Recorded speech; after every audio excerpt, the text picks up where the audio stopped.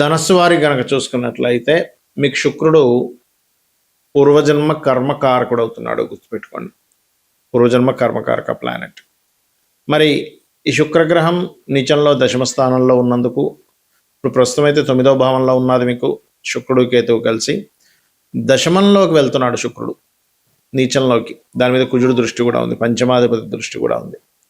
దీనివల్ల కలిగే ఫలితాలు ఏమిటి? మీ జన్మజాతకంలో గనక ఏదైనా ఒక గ్రహం నీచబడ్డప్పుడు, నీచభంగ రాజయోగం కలిగినప్పుడు కలిగే ఫలితాలు, ఆ నీచభంగ రాజయోగం అసలు ఎలా కలుగుతుంది అనేటువంటి అంశాలు చెప్తుంది నేనైనప్పటికీ చెప్పిస్తుంది సాక్షాత్ లలితా అమ్మవారిగా భావిస్తూ, ఆ లలితాంబిక అమ్మవారి యొక్క అనుగ్రహం మీకు పరిపూర్ణంగా కలగాలని మనస్ఫూర్తిగా కోరుకుంటూ, శుక్రగ్రహం ఎప్పుడైతే దశమంలో ఉందో ఇది వృత్తి సంబంధించిన విషయంలో జాగ్రత్త పడాలని చాలా స్పష్టంగా చూపిస్తుంది ధనస్సు వారికి.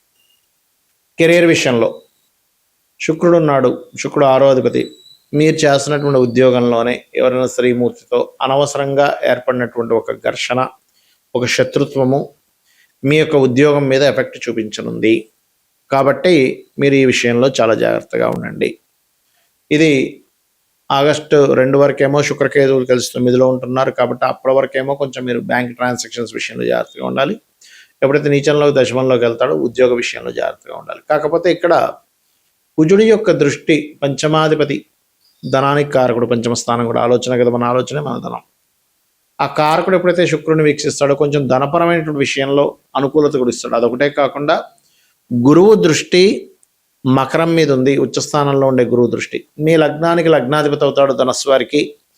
అష్టమంలో ఉన్నప్పుడు ఏమవుతుందంటే ఇన్సూరెన్సెస్ మూలంగా కలిసి రావడము, లేదా తాతగారు ఆస్తి మూలంగా ధనం రావడము, ఏదైనా రూపంలో ఆల్ ఆఫ్ సడన్గా కలిసి రావడం అనేటువంటిది ఇస్తుంది ధనపరమైనటువంటి విషయాల్లో. ఇక మీరు నిత్యము చేయవలసిన దేవతారాధన, ముఖ్యంగా లక్ష్మీ నరసింహస్వామి యొక్క ఆరాధన చేయండి. శుక్ర కుజ గ్రహాల దగ్గర దీపారాధన చేయండి, అన్ని విధాలు బాగుంటుంది. మనకి జన్మజాతకంలో ఒక గ్రహం నీచబడింది అనగానే వెంటనే భయపడడం కాదు. ఆ గ్రహం నీచబడి నీచభంగ రాజయోగాన్ని కూడా ఇస్తుంది, గుర్తుపెట్టుకోండి.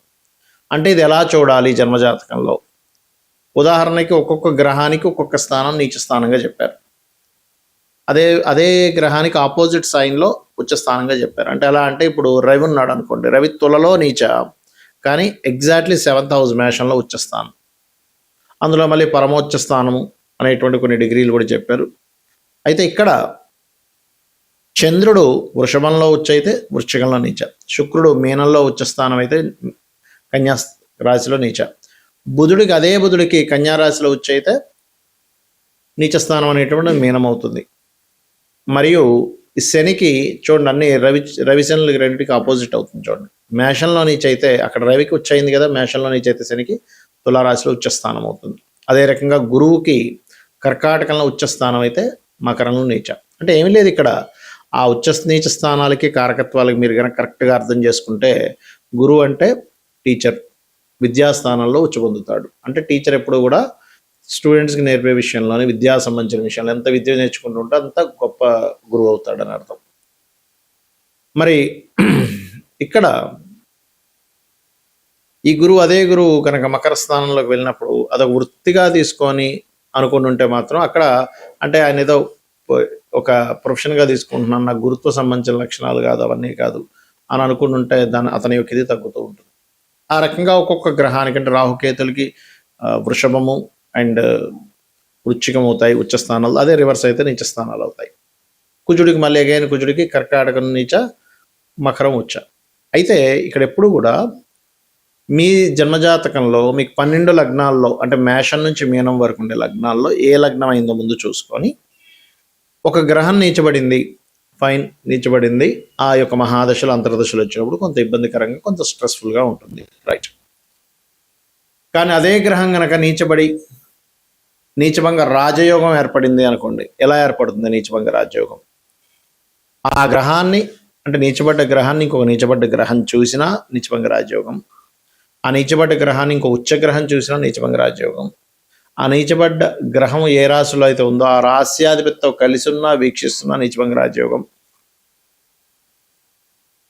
ఆ రాశి అధిపతి వెళ్ళి ఉచ్చస్థానంలో ఉన్న ఏ రాశిలో అయితే నీచబడిందో ఆ రాశ్యాధిపతి వెళ్ళి ఉచ్చస్థానంలో ఉన్న, ఇలాగా కొన్ని సమ్ ఫార్ములా చెప్పారు ఆస్ట్రాలజీలో, జ్యోతిష్ శాస్త్రంలో. అయితే ఇక్కడ ఎప్పుడైతే ఇలా నీచబడ్డ రాజయోగం జరిగిందో అప్పుడు ఏమవుతుందంటే వాళ్ళకి బ్యాడ్ అవ్వాల్సింది కాస్త కంప్లీట్ గుడ్. కొంతమంది చెప్తుంటారు చూసారా, అసలు తన దశ తిరిగిపోయిందండి, టైం మారిపోయిందండి. ఇవన్నీ నీచభంగ రాజయోగాలు ఆర్ విపరీత రాజయోగాలు. అంటే 6, 8, 12 లాట్స్, 6, 8, 12 కాంబినేషన్స్లో ఉంటాయి. దట్ ఈస్ విపరీత రాజయోగం. దానికి బోల్డ్ అంత మళ్ళీ లెక్కలు ఉంటాయి. ఇప్పుడు నీచభంగ రాజయోగం అని చెప్పాము. ఆ నీచభంగ రాజయోగం కనుక పాపకత్తిరిలో ఉంటే పెద్దగా యోగించదు. ఉంటుందంటే పెద్ద ల్యాండ్ ఉందండి, మా నాన్నగారిది 100 ఎకరాలు ఉంది, కానీ అది కబ్జాలో ఉంది. అలా ఉంటాయి పరిస్థితులు. చాలా పెద్ద బిల్డింగ్ ఉందండి, కానీ రెంట్లు రావట్లేదు. లేకపోతే చాలా పెద్ద టాలెంటెడ్ పర్సన్ అండి, కానీ ఉద్యోగం రావట్లేదు. ఇలా ఉంటాయి పాపకత్తెల్లో ఉన్నప్పుడు. కాబట్టి మీరు ఎప్పుడైనా సరే మీ జన్మజాతకంలో ఒక గ్రహం నీచంలో ఉందనగానే వెంటనే కంగారు పడ్డం కాదు.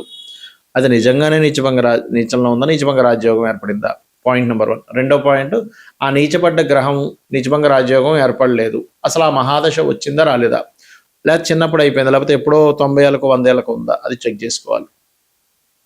మూడో ముఖ్యమైన పాయింట్ ఏంటంటే అది ఏ కండిషన్లో ఉంది. నీచభంగ రాజయోగం ఉన్నా, నీచంలో ఉన్నా, ఒక్కోసారి నీచంలో ఉన్న శుభకర్తెల్లో ఉంటే నీచ ఫలితాలు తగ్గిపోతాయి. ఒకవేళ ఉచ్చస్థానంలో ఉన్న పాపకత్తెరలో ఉంటే ఉచ్చ ఫలితాలు తగ్గిపోతాయి. గుర్తుపెట్టుకోండి. అంటే అటు ఇటు ఉండేటువంటి గ్రహాలు, అంటే ఉదాహరణకి శని నీచంలో ఉన్నాడు మేషంలో, కానీ వృషభంలో ఒక మంచి గ్రహము, మీనంలో ఒక మంచి గ్రహం ఉందనుకోండి. వృషభంలో శుక్రుడు, మీనంలో గురువు ఉన్నాడు అనుకోండి. అప్పుడు ఏమైపోయింది, 2 శుభగ్రహాల మధ్యన పడ్డప్పుడు అది ఆటోమేటిక్గా మంచి ఫలితాలు ఇస్తుంది. ఈ రకంగా చూసుకోవాలి. అయితే ఎప్పుడైనా శుక్రుడు కేతుతో ఉన్న శుక్రుడు నీచబడ్డా, మనం గతంలో కూడా ఒకసారి చెప్పుకున్నాము, ఈ నెలల్లో ఈ ఫలితాలు వస్తాయని. స్త్రీల మీద అఘాయిత్యాలు ఎక్కువగా జరుగుతూ ఉంటాయి. కాబట్టి స్త్రీమూర్తిని, ఆడపిల్లని, అందులో ముఖ్యంగా ఇవాళ రేపు మనం చూస్తున్నాం చాలా చిన్న ఏజ్ పిల్లల వాళ్ళ మీద ఎఫెక్ట్ పడుతుంది. కాబట్టి ఈ ఒక జూలై, ఆగస్టు ఈ 2 నెలలు కూడా పర్టికులర్గా ఆడపిల్లని ఎక్కడికైనా పంపించేటప్పుడు ఖచ్చితంగా పెద్దవాళ్ళు తోడుగా ఉండండి. అది చిన్నపిల్లైనా పెద్ద అమ్మాయి అయినా సరే గుర్తుపెట్టుకోండి. ఎందుకంటే గ్రహానికి, ఒక్కొక్క గ్రహానికి ఒక్కొక్క కారకత్వం ఇవ్వడం జరిగింది.